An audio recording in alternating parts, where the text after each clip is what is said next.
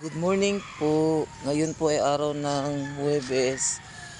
Nandito na naman po ako para mag-update about sa ginagawa ko po sa araw-araw.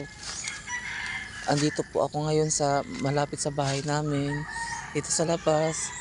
So nakikita niyo po, ang daming grass po na medyo dumadami na po. So kailangan na po talaga i-mower ito. So kailangan ko naman po ng budget nito guys kasi medyo ah, may pagkamalawak siya guys. Ayun naman po yung ano, abandon po namin na kulungan. So hopefully kung ibibigay ni God eh mapaayos ko yun siya guys, at saka malagyan ng baboy. So right now focus muna ako doon sa bago kong yung baboy na binili ko nitong buwan na to. So pupuntahan ko ulit guys, kawawa naman. Tingnan nyo guys, oh, ang daming gabi. Ang daming gabi guys. So yan siya guys, kusa lang yan siya tumubo dyan guys. Wala talaga ng tanim. Ayan. Ayun na sila. Nararamdaman na nila ako. Ganito talaga ang lagi kong pinupost guys. Sana hindi kayo magsawa sa post ko guys. Ayan. Ayun. January 29, 2026 po ngayon. Ito po sila. And then, ito naman po yung malaking baboy. Ayan. Uy. Off the lights tayo. Off natin. Kasi sayang. Ito yung mga pagkain nila guys. Kunti na lang talaga natira sa mga biik. Marami pa sa malaking baboy. So kailangan ko pa pag-ipunan yun guys. Sana may mga gift na mabigay sa akin sa TikTok. Ayan.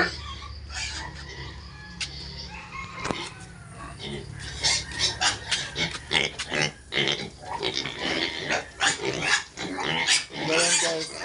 Nagaganyan yan sila guys kasi gutom na gutom. Gutom na gutom sila guys.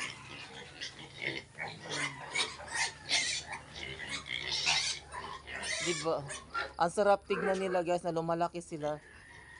Noong nabili ko to guys, medyo maliit-liit pa sila eh. Ngayon tignan ko guys, lumalaki na sila guys. Ayun, umiinom na sila ng tubig. At saka ang babait.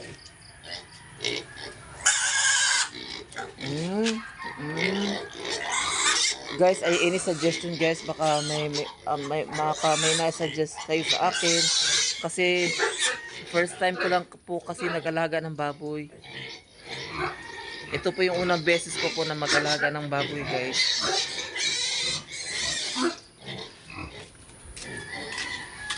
Ayan oh.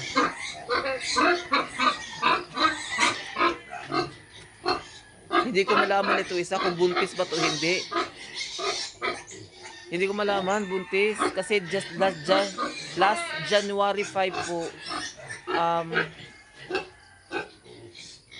may barako na pumunta dito, pinakwaran siya. Sana buntis. Yun lang sana para mabawi yung kapital ko guys. Thank you. At saka isa pa sa nakaganda dito kasi itong environment dito. Ayan. Napaka-fresh po ng paligid. Walang mga marites. Lalong-lalo na doon na area, guys. Ayan. Ang daming kambing doon. Dahan-dahan lang until na maging maganda ang takbo. Ayan po. Ayan. Thank you sa inyo ha. Ayan.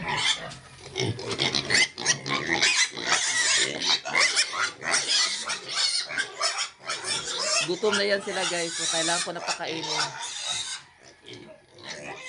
Dik, gutom na kayo, Dik. Gutom na kayo? Gutom na gutom? Oh. Ayan guys, oh. Yan, pinaka-importante talaga sa kanila guys is yung may tubig yung kulungan nila.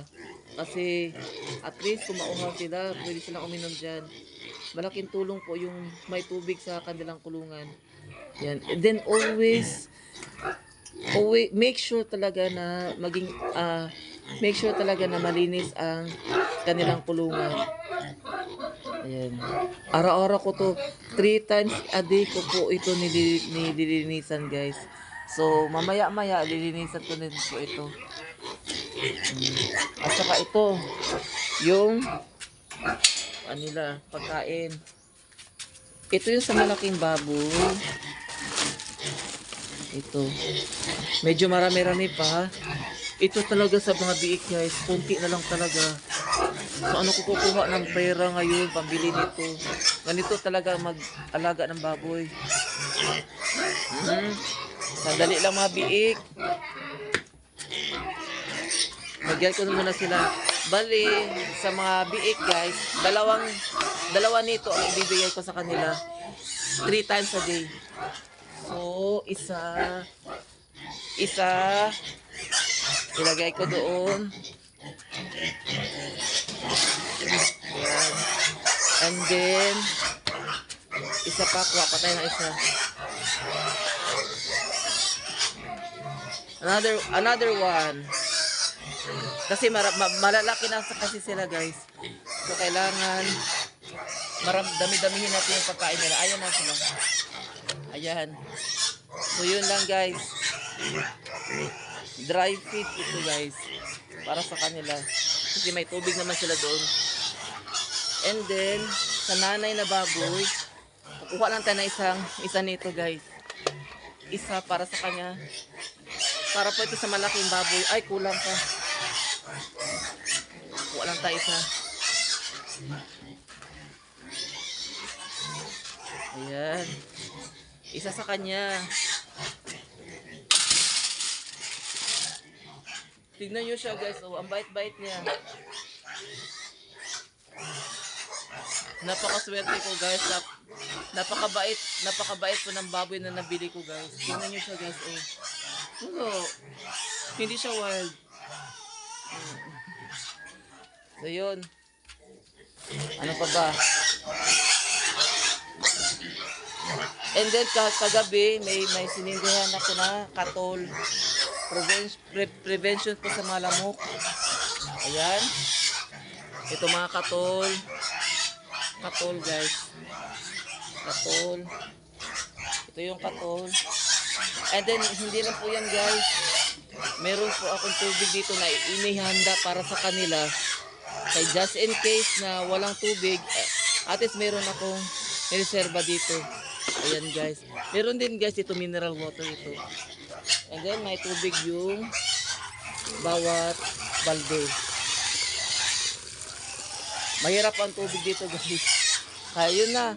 Mag-start na ako. Linisan ko na po ito.